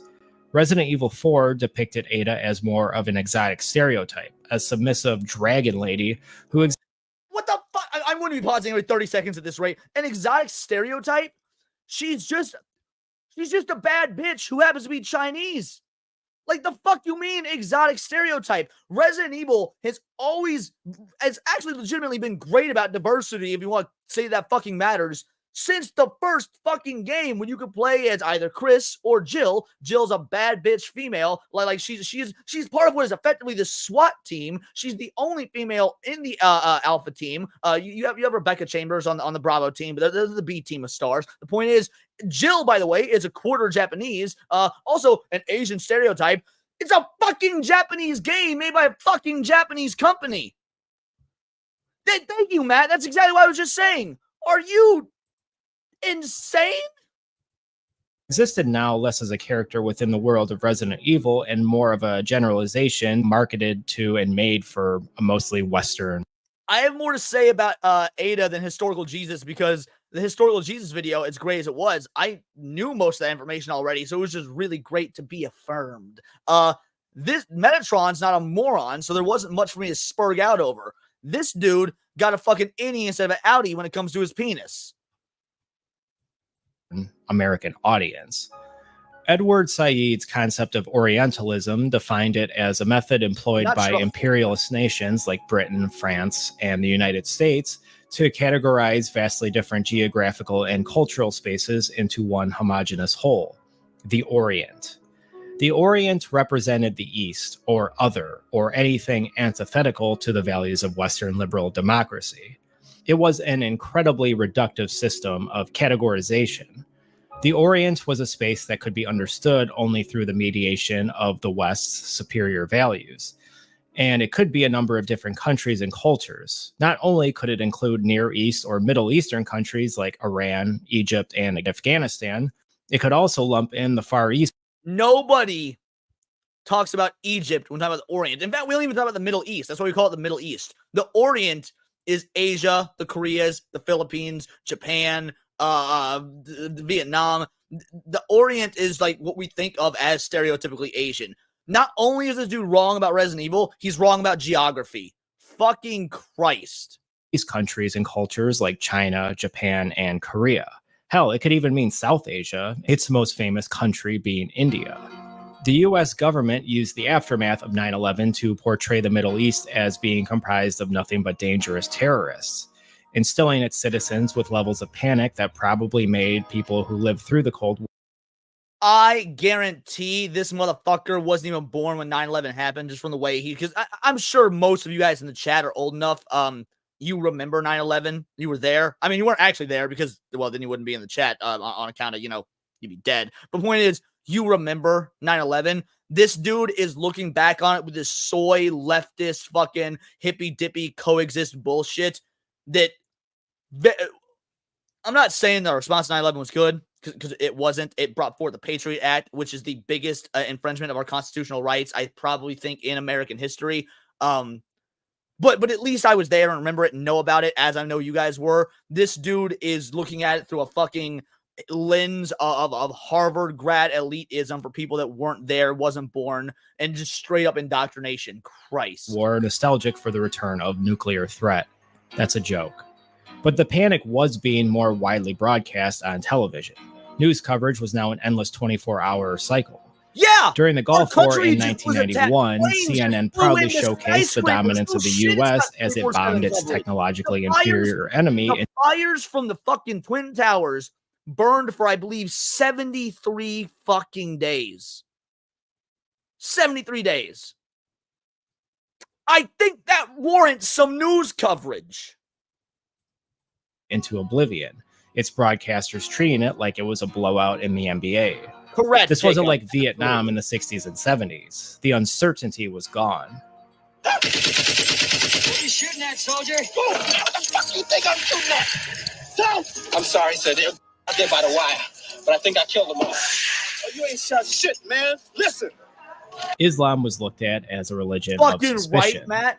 And Capcom capitalized on this panic by transitioning Resident Evil into less of a survival horror game and more of an action survival game with shamelessly racist and misogynist depictions of cultures and people in order to placate the panicked fan base in the West. Bro, this faggot needs to read a National fucking Geographic, because there are still cultures and tribes like this in fucking in Japan, in Africa. I've already made several videos on Resident Evil 5 and the racism, so I'm not going to even get into it. We're just going to grit our teeth and get through this. It also meant that the religions that were antithetical to Christianity, namely Islam and Buddhism, could be lumped into one homogenized whole. And not only that, but they could be saved through the Judeo-Christian values of the West, of liberal democracy.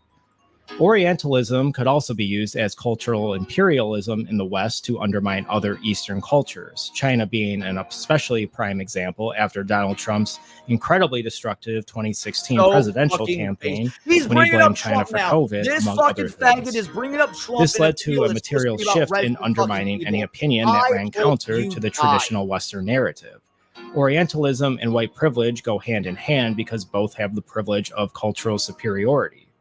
Lily Gao's very real experience with racism and misogyny can then be disregarded, because she's already... Yo! Okay, so I was like, hey, let's go. Oh my god, this is from a fucking month ago. 145 subscribers, 11,000 views. I was like, I gotta drop the dislike. Motherfucker got straight ratioed. Holy shit, let's go. Okay, I feel a little bit better now. Let's go. In the Hollywood industry, she clearly lives a life of luxury and privilege. And yet all this online abuse has caused her to withdraw from social media entirely after initially being excited to voice the role of such an iconic character. So let's go get into some of these comments. I've spliced. All right, I won't lie. He's fatter than I thought he would be. And I thought he would have glasses. Beyond that, this is pretty much what I expected him to look like. Also, of course, he would have some sort of faggot-ass tapestry like this behind it. Okay, I can't say shit. I got something like this in my room, actually. Anyway. Some of them, but I want to highlight this one in particular. Bruh, they got Leon's voice so good, but Ada's make her sound like a trashy white lady in a Walmart. Zax, that would be kind of funny. Reach out to this dude for a fucking that. I might do this just for the lulz. We'll put a pin in that. Like, this is so weird, and it speaks to the Redditors' ignorance and why you really shouldn't say or type anything until you've given it some thought.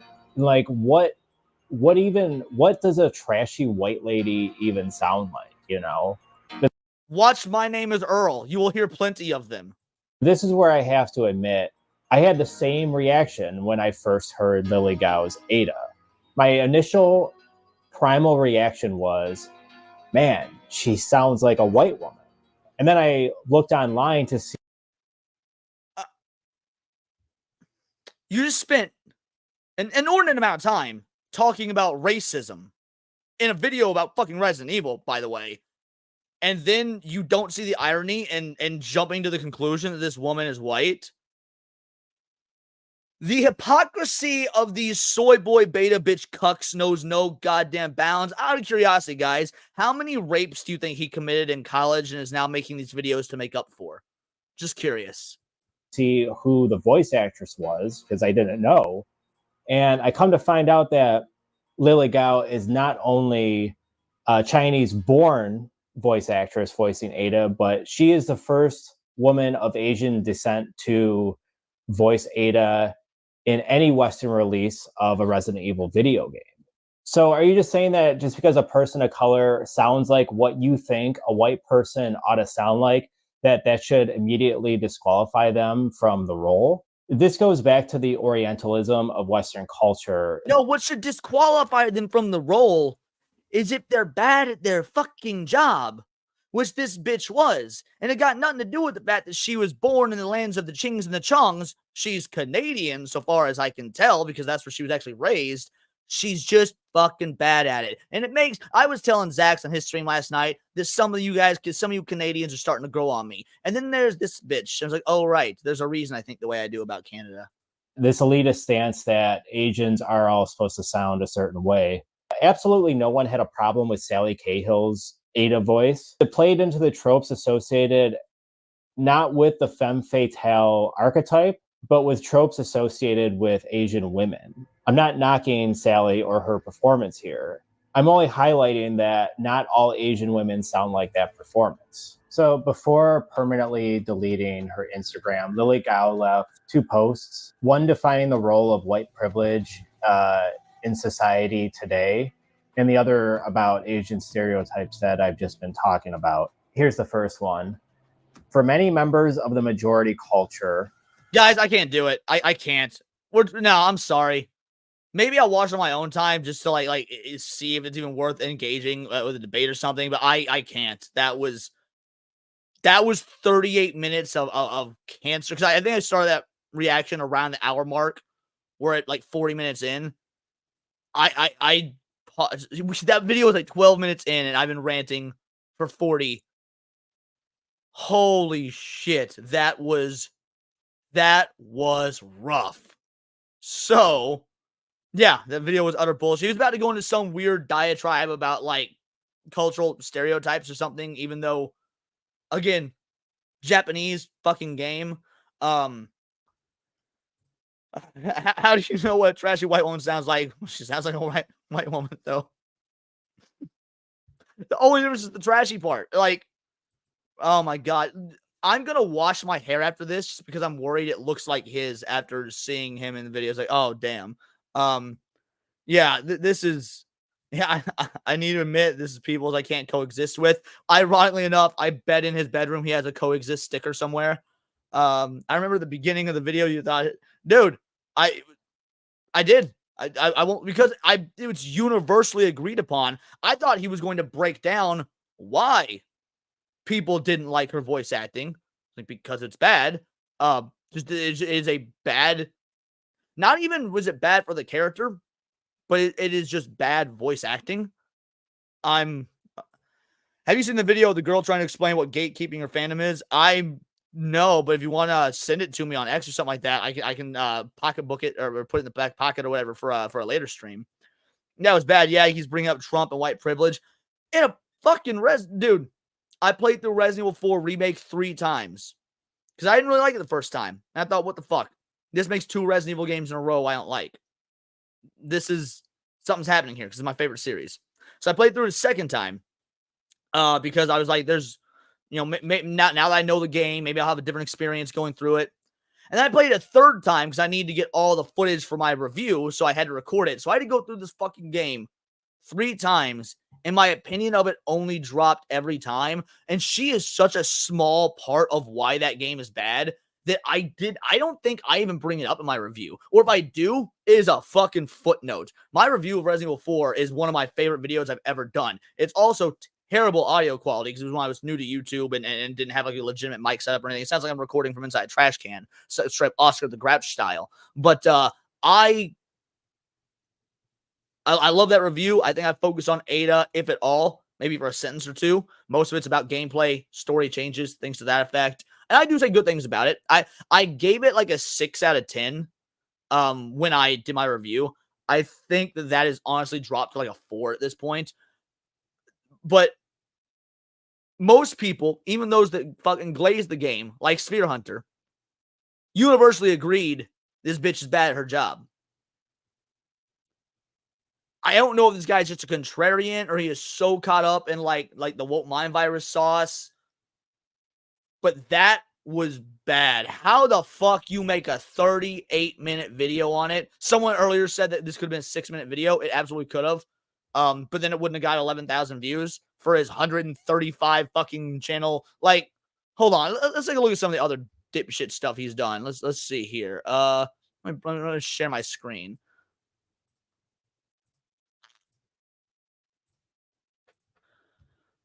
$145 with 14 videos.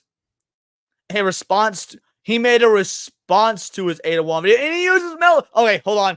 We go down this rabbit hole, boys. Let's go.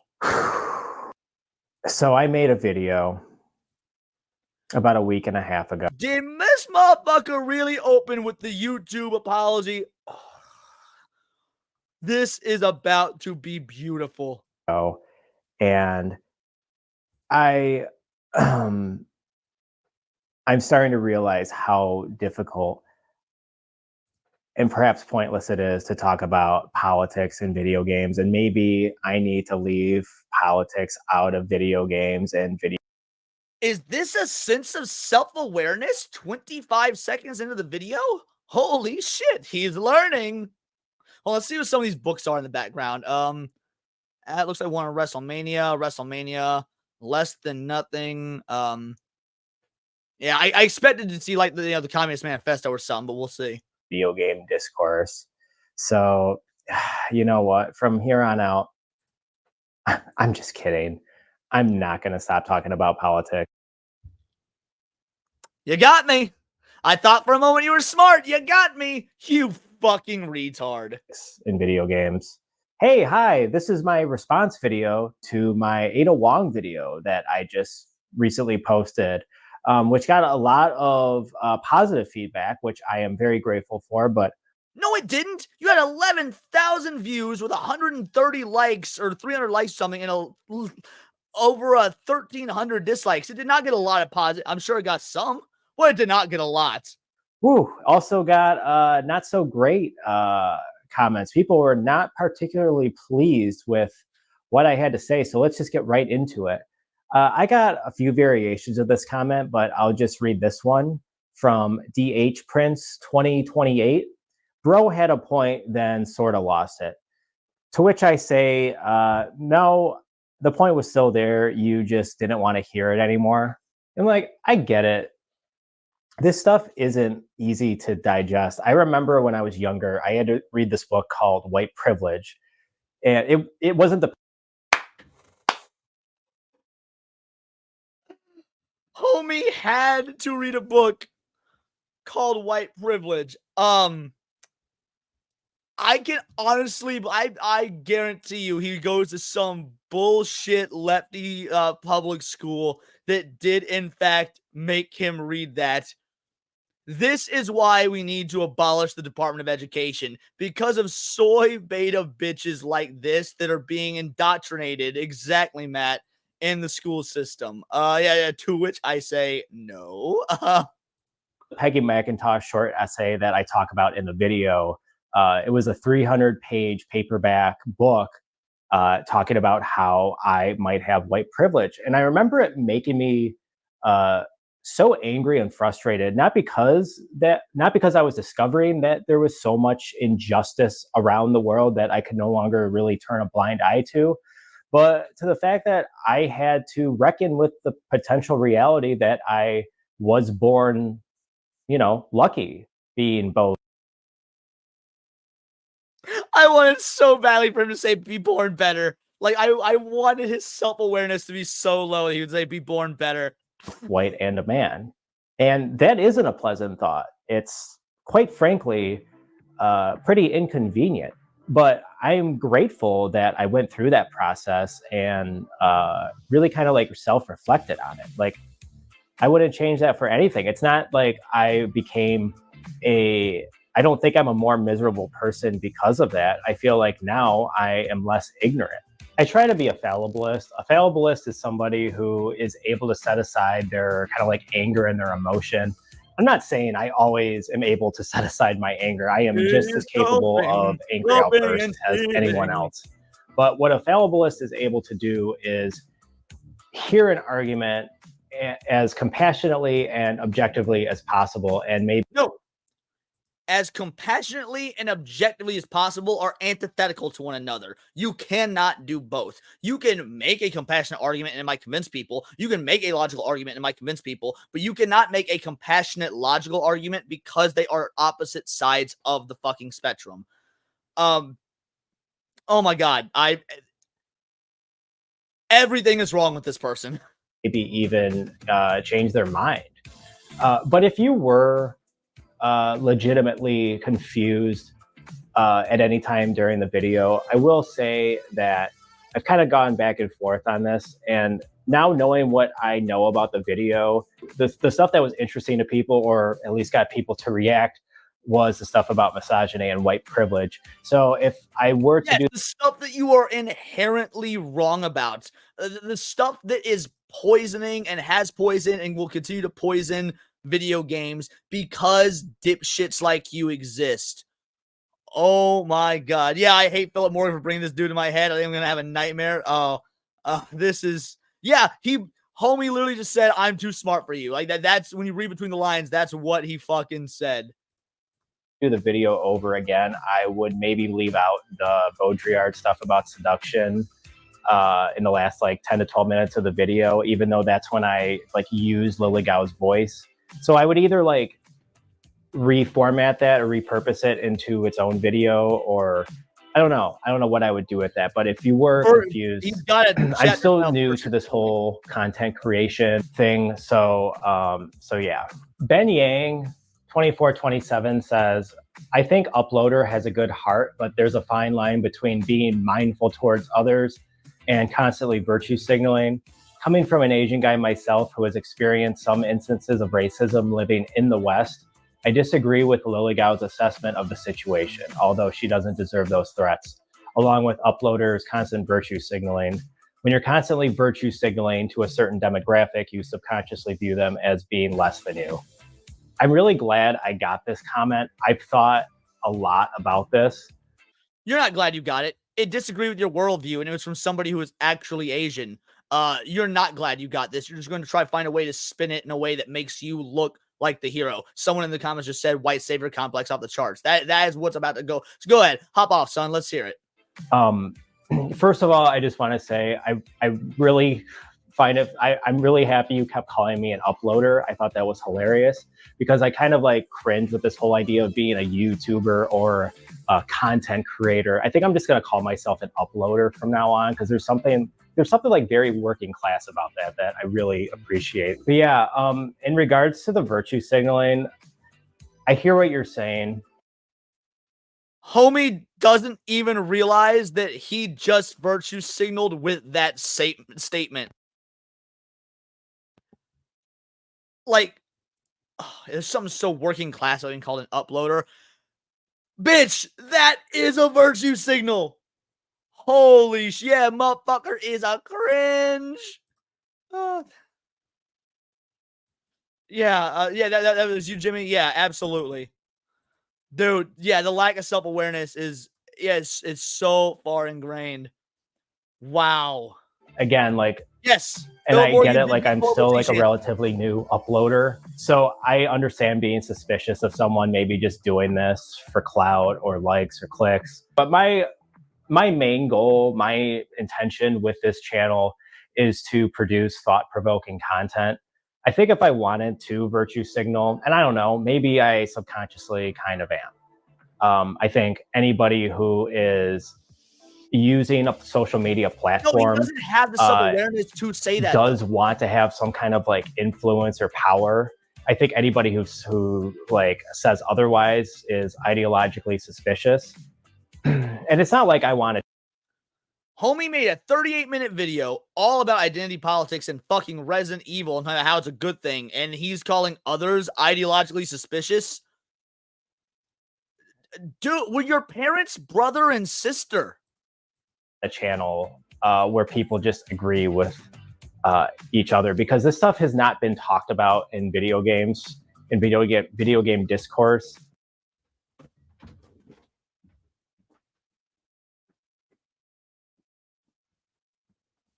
Motherfucker just said this has not been talked about in video game discourse.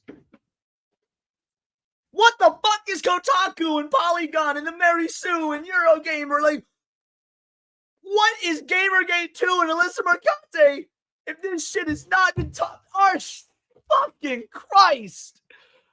For a long while now.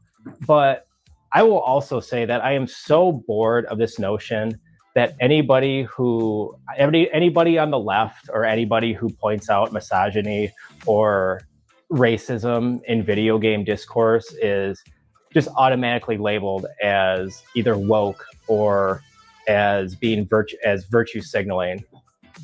Like, can we get like new ideas, guys? Like, especially when identity politics has kind of favored right-wing takes and ideologies far more than. Bro is not about to say what I think he's about to say. I hated Philip Morgan for about 12 minutes. For about 38 minutes, I fucking hated Philip Morgan. I just couldn't do it. Now, Philip, you might be my favorite Vital Idol because you have accidentally gifted us with this. Than left wing. Think of the channel Melanie Matt Go Boom, which I talk about in my video. She's able to identify as anti-queer, anti-gay, anti-trans, and is able to. She's not able, until recently, she's not been able to do that. That's why she's been banned off Twitch multiple times. That's why she didn't didn't continue to get work at GameStop, I believe. Like that. Are you? Oh, you poor sweet summer child. To say like pretty outrageous things and get away with it with no repercussions. Like, I'll show a couple of clips of what she said. So here. To the woke mob because they have no power. It is a bunch of demonic ideology that they have taken on to try to. Also, as much as I love Melanie, using Melanie as your example is so fucking disingenuous because Melanie Mack actually, again, she's great, but she's kind of an extremist. She absolutely is. The vast majority of even anti-woke folks don't think like Melanie, and we do call her out multiple times. I've called her out multiple times. I know Hypno's called her out, even though, again, we all agree, we talk, we have fun. Like, there's no... This is such a bad argument. You could have used any quote-unquote anti-woke YouTuber, and you go with Melanie Mack because she is an extremist, and you want to paint the picture as if she's the normal individual in the anti-woke space. This stream might go a little longer than 2 hours. Make themselves appear righteous because even Satan tries to appear as an angel of light, but it is demonic, it is stupid, it is gay. LGBT is not an identity. It's not real. It is all sin that goes against God's design. And I said, and this got me thinking, like, again, I'm addressing Ben Yang's comment, like, I'm guessing you're a Zoomer. I don't know, maybe you're a millennial. If you're not a Zoomer, I'm sorry. I'm a millennial, and I understand there's like... Ain't no way this motherfucker's a millennial. With what he said about 9/11, ain't no way he's a millennial. Or if he is, God help us, he is the worst kind of millennial. Millennials already ain't good. Speaking as one, unfortunately. But, oh, boy. And the reason I'm pointing out the generational difference here is because you might think I'm ideologically suspicious for saying what I'm about to say, but I think I do believe this pretty strongly. Like, I'm not saying you're doing this, but I'm saying people who got angry with my video and the way they did. Look how I'm not saying you're doing this. Look how hard he is trying not to offend the Asian guy because the Asian guy is a minority, so he's got to be nice and respectful to him. Whoa. I think if you like have this like stubborn refusal to like set aside, like I was saying about being a fallibilist, like if you have this stubborn refusal to like maybe change your like preconceived notions or your ideology, don't you have the same stubborn refusal, just like your stubborn refusal to fucking shave and wash your hair? order to like listen to an argument and maybe think about it and reflect on it in a way where maybe you can change your mind even just a little bit. I do believe that, and and maybe you see me as a millennial and you think I'm just like kind of full of shit, or I'm ideologically suspicious. I don't know. It's interesting. I think this culture war is very interesting, and the reason, and I think this kind of like generational clash is another big issue facing a lot of different spheres, but especially gaming. But first, I want to talk about how this culture war, in regards to like left-wing, right-wing politics, which, yeah, it's very simplistic to like narrow this down to a left-wing, right-wing issue. But just for the sake of this being, I don't want this to be a super long video, super dense video. I'm just going to say that like the right-wing ideology kind of like won the culture war with video games for the most part, I would say. I know there's sites like Polygon that do a question for the class. In what way did we win the culture war on video games? I'm truly curious. Exists, and I know somebody pointed out that I unironically posted a Polygon article as part of my argument, which, like, yeah, they're one of, I don't love Polygon. They're one of the few websites that still I bet point you out love polyamory. sexism in video games when it happens. So, okay, great. But back in like the early 2010s, there was this YouTuber named Anita Sarkeesian who became pretty famous for... Guys, he's about to go into Anita Sarkeesian. Holy shit. I cannot wait. I'm excited. I'm on my knees. Let's go. Also, calling her a YouTuber is fucking hilarious. Let's do it. She started this YouTube channel and I think a podcast called Feminist Frequency, where she pointed out a lot of misogynist tropes in video games. And although her content was very popular and she got pretty famous and received like near mainstream recognition, at least definitely in video games, she received a huge amount of backlash for this. Like, so for example, because she's a literal grifter who was caught on camera saying that she didn't play video games, that she doesn't like video games, that she never liked them growing up, and then tried to put on this persona of somebody that grew up playing video games and always had a love for them. And that's just the tip of the iceberg. People would flood her DMs with death threats, sending her drawings of video game characters sexually assaulting her. Her account got hacked, I think, and she got doxxed. Just like really cruel stuff. And he very conveniently forgets that somebody on the opposite side of the spectrum fucking killed himself because of the abuse he received by Zoe Quinn and the cronies like Anita Sarkeesian. But it's who likes the inconvenient truth? Am I right? Zoe Quinn, who was a video game developer at the time. I'm not sure if she still is, but she's most known for making Depression Quest. She kind of got lumped in with Anita Sarkeesian, and they were I think they like did a tour together. So for the first time, like, video games had a feminist movement, and it was met with this huge amount of backlash, mostly from the far right and this YouTube. Mostly from the far right. Motherfucker doesn't realize there was actually lefties that the original anti-Gamergate, like the first Gamergate, the crusade against it was started by lefties. Armored Skeptic, Shoe on Head, Chris Raygun, some black guy. I guess some black guy was more of a libertarian, but even so, Dankula at the time, or not Dankula, Sargon of Akkad was now Sargon is full far right, but at the time he was a classical liberal. Like, holy shit, dude doesn't know his history or he is rewriting it. I don't know which. We're going to give a little bit more of this, but then I do have to go because we hit that 2 hours mark, but we're going to get a little bit more of this. YouTuber named Sargon of Akkad, who is, I mean, this guy is so far right that I think he's been banned from Facebook. That's how far right he is.